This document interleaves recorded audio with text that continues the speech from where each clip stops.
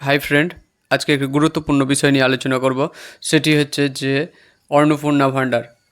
পূর্ববর্তী সময়ে পশ্চিমবঙ্গ সরকারের যেসব প্রকল্পগুলি ছিল সেগুলি বর্তমানে চলবে কিনা এবং তাদের বেনিফিটগুলো সবাই ঠিকঠাক পাবে কিনা সেই বিষয়ে বর্তমান যে নতুন বিজেপি সরকার তারা আগেই নিশ্চিত করেছে এবং তারা বলেছে যে পূর্ববর্তী যত প্রকল্প ছিল সামাজিক প্রকল্প সেগুলো সবই চলবে।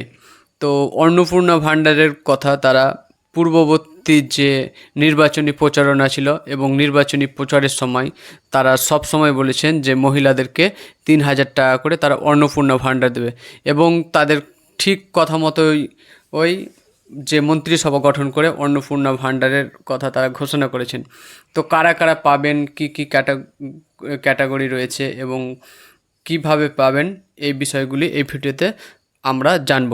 তো মন্ত্রিসভায় থেকে ঘোষণা করা হয়েছে যে অন্নপূর্ণা ভাণ্ডার ডিবিটি লিঙ্কে মাধ্যমে মহিলাদের অ্যাকাউন্টে পাঠানো হবে। 2 নম্বর কোশ্চেন ছিল যে কারা কারা পেতে পারে এই টাকা। তো যারা যারা আপনার হচ্ছে যে পূর্ববর্তী যে লক্ষ্মী ভাণ্ডার পেত তারা প্রত্যেককেই অন্নপূর্ণা ভাণ্ডার পাবে। আর এখানে আরেকটি কোশ্চেন যে কাদের কাদের নাম কাটা যেতে পারে।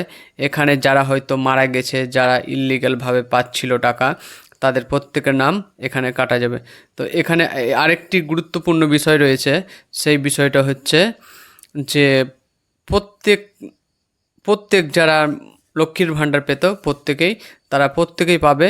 এবং এখানে আরেকটি কথা বলা হয়েছে, সেটা হয়েছে যে এসআইআরে যাদের নাম কাটা গিয়েছে, পুরোপুরি যাদের ডিলিট হয়ে গেছে তারা পাবে না, এবং যাদের ট্রাইব্যুনালে অ্যাপিল করা আছে তারা প্রত্যেকে আবার বিবেচনায় রয়েছে এবং তারাও পুনরায় এখানে লক্ষ্মীর ভাণ্ডার পাবে।